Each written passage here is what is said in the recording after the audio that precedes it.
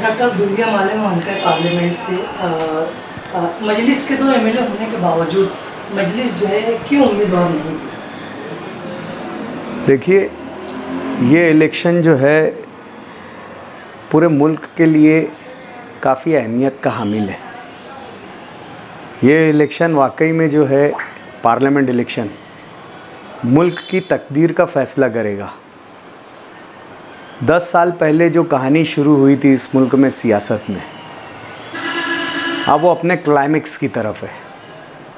10 साल पहले मुल्क की सियासत में बीजेपी जब से बरसरे इक़्तिदार हुई है, यानी ग़ालिबन 10 साल हो चुका है, वो अपने खुफिया मंशूर पर काम कर रही थी। इस मुल्क को एक मज़हब के मानने वालों, एक नज़रिया रखने वालों का मुल्क बनाना चाहती है बीजेपी। यानी वाज़े तौर से मुल्क जो है हम 10 साल से देख रहे हैं, एक हिंदू राष्ट्र की तरफ 75% जो है जा चुका है। इन 10 सालों में गामज़न था और आज जा चुका है। तो इस हैसियत से ये इलेक्शन मुल्क के अमन पसंद शहरियों के लिए, सेक्युलर जहनीत रखने वालों के लिए, जो ये चाहते हैं कि जो ये मुल्क इस मुल्क के कॉन्स्टिट्यूशन से, संविधान से चले, उनके लिए नहायत ही ज़रूरी और अहमियत का हामिल है ये इलेक्शन। इस बीच में मजलिस-ए-इत्तेहादुल मुस्लिमीन का भी अपना एक नज़रिया है कि इस मुल्क में मुस्लिम लीडरशिप, मुस्लिम पॉलिटिकल का एम्पावरमेंट हो, ताकि ऐवानों में जाकर मुसलमान अपनी बातों को रख सके, अपने मसाइल को रख सके। ये मजलिस-ए-इत्तेहादुल मुस्लिमीन का बुनियादी नज़रिया है कि मुसलमानों को सियासी तौर से मुस्तहकम करना, मुसलमानों को इस तरीके से बनाना कि उनकी अपनी लीडरशिप कायम हो और ऐवान में जाकर वो अपनी ख़ुद की बात रखे मनवा सके। इसकी जो एक मिसाल है, एक एग्ज़ाम्पल है औरंगाबाद के ख़ासदार इम्तियाज़ जलील, जो आज चुनकर आए, मुंतखब हुए। मुंतखब होने के बाद मजलिस-ए-इत्तेहादुल मुस्लिमीन, जिसको सो कॉल्ड सेक्युलर पार्टीज़ जो है, फ़िरका परस्त पार्टी या मुस्लिम समाज की पार्टी कहते हैं, आज औरंगाबाद में आप देख रहे हैं कि आदर्श चिटफंड घोटाले के बाद, शेतकरियों की, किसानों की ऐवान में बात करने के बाद, रामनवमी पर फ़िरका वाराना फसादात पर पूरे समाज, पूरे कौम की नुमाइंदगी करने के बाद आज मुसलमानों के साथ साथ मजलिस-ए-इत्तेहादुल मुस्लिमीन के नुमाइंदे होने के बाद भी वहाँ पर मराठा, दलित और ओबीसी वोटर्स जो है वो इम्तियाज़ जलील के साथ जुड़ा है। और यही मजलिस-ए-इत्तेहादुल मुस्लिमीन का बुनियादी मंशूर और नज़रिया है कि इस तरीके के नुमाइंदों को ऐवान में भेजा जाए जो मुसलमानों के साथ साथ तमाम पिछड़े लोगों की नुमाइंदगी कर सके। ये 2 अलग अलग बातें हैं, मुल्क के में इलेक्शन, इस इलेक्शन की अहमियत और मजलिस-ए-इत्तेहादुल मुस्लिमीन का नज़रिया। इस बुनियाद पर मजलिस-ए-इत्तेहादुल मुस्लिमीन ये चाहती थी कि यहाँ पर कोई ऐसा मजबूत, मुस्तहकम उम्मीदवार, मुस्लिम उम्मीदवार खड़ा हो जो हर समाज की नुमाइंदगी कर सके। इस बीच मौलाना उमरैन साहब की बात आई थी। उस शख्सियत में ये तमाम फैक्टर्स मौजूद थे, इसलिए मजलिस-ए-इत्तेहादुल मुस्लिमीन ने उनकी यहाँ से उम्मीदवारी पर मेहनत की। इस दौरान कई संजीदा और गैर संजीदा उम्मीदवार मजलिस से राब्ते में आए, लेकिन मजलिस ने उनकी अहमियत, उनकी काबिलियत, उनकी सलाहियत को जानने की कोशिश की। और जब वो इस कसौटी पर पूरा नहीं उतरे, उनकी काबिलियत और संजीदगी को महसूस करने के बाद ये फ़ैसला लिया गया कि नहीं, मजलिस-ए-इत्तेहादुल मुस्लिमीन को जो है इस मर्तबा इस इलेक्शन में जो है नुमाइंदगी नहीं करना चाहिए। जो बेदारी शहर में हम लाना चाहते थे, उसमें आज हमें ऐसा महसूस हुआ कि हम मुकम्मल तौर से कामयाब नहीं हुए। कहीं ऐसा ना हो कि मजलिस-ए-इत्तेहादुल मुस्लिमीन किसी सेक्युलर उम्मीदवार के हारने का सबब बनने का थप्पा मजलिस पे ना लगे। इस गौर व खौज करने के बाद ये बात तय की गई कि मजलिस इत्तेहादुल मुस्लिमीन को धुलिया मालेगांव हल्के से जो है वो नुमाइंदगी नहीं करना चाहिए। लेकिन इसका मतलब ये नहीं कि मजलिस अपने नज़रिए से मुनहरिफ हुई है।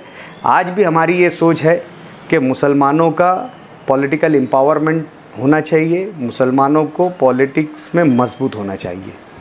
मजलिस में जो है उम्मीदवारी नहीं देने की बात तय की है, तो किस उम्मीदवार को आप सेकुलर समझते हैं या किसे हिमायत दे सकते हैं?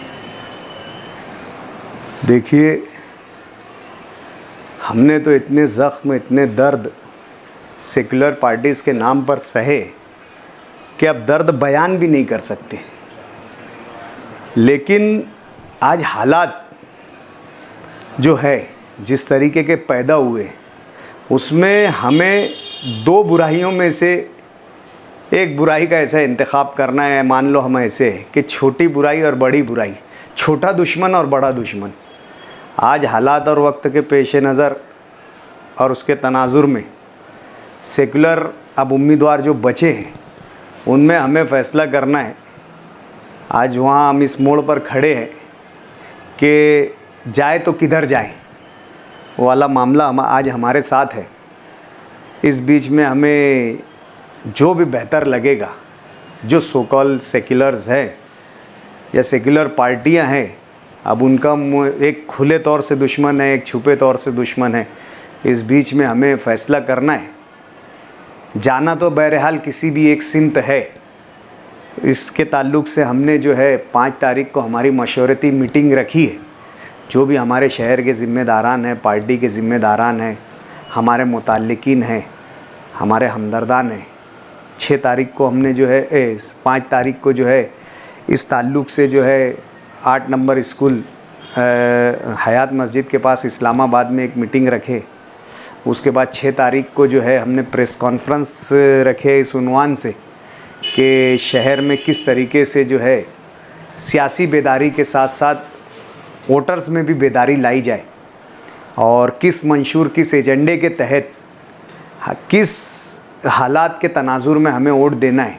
मुल्क में जारी सियासी सूरत हाल और उसके हालात, उसके पस मंज़र, उसके तनाजुर में किस पार्टी को कैसे वोट दी जाए, उसके ताल्लुक़ से एक 6 तारीख को जो है हमने प्रेस कॉन्फ्रेंस लेने का के बाद 7 तारीख को है जलसे में ऐलान करने का फ़ैसला किया है। अब गौर व खौस किया जाएगा कि किस बुनियाद पर उम्मीदवार को, किस उम्मीदवार को हिमायत दी जाए।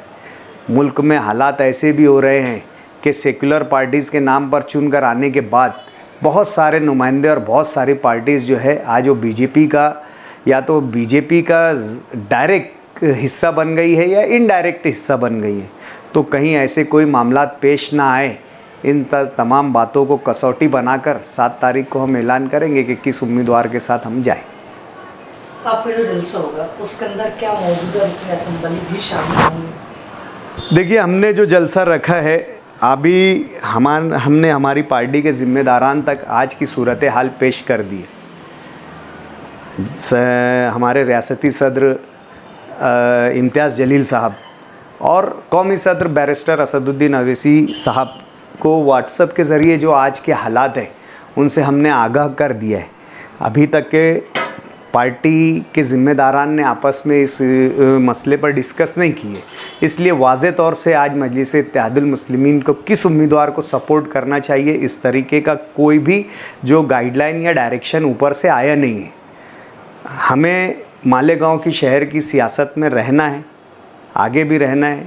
ये मालेगांव के लिए भी और मुल्क के लिए भी निहायत अहमियत का हामिल इलेक्शन है, तो इसमें हमें हमारी मौजूदगी दर्ज कराना है, हमारी कोशिशें दर्ज कराना है। तो हमारी एक ज़ेली कमेटी जो थी सियासी से ये, इससे पहले हमने मजलिस पासबान आइन के नाम से एनआरसी और सीएए के टाइम पर जो है इस काले कानून की मुखालफत इस जो है तंजीम के तहत की थी। और साथ ही साथ जब मुल्क में ये 75वीं जो सालगिरह, मुल्क आज़ादी की सालगिरह मनाई गई, उस वक्त मजलिस पासबान आइन के तहत हमने घर घर झंडे बांटने का जो है प्रोग्राम भी किया था। तो अभी जो है हम इनिशियल स्टेज में इस इलेक्शन की तशहीरी मुहिम के उसमें अभी हम ये इनिशिएटिव ले रहे हैं कि मजलिस पासबान आइन के तहत जो है अभी हम हमारी सियासी कार्य जो है एक्टिविटीज़ को शुरू करेंगे। फिर जैसे ही पार्टी का डायरेक्शन आता है तो मजलिस का अपना जो है मौक़िफ़ वाज़े होगा। शुरुआती तौर पे खानवादा यूनुस ईसा की जानिब से और मजलिस पासबान आइन की जानिब से ये जो है हमने ये प्रोग्राम तरतीब दिया है और ये हमारा सियासी लाहेअमल है।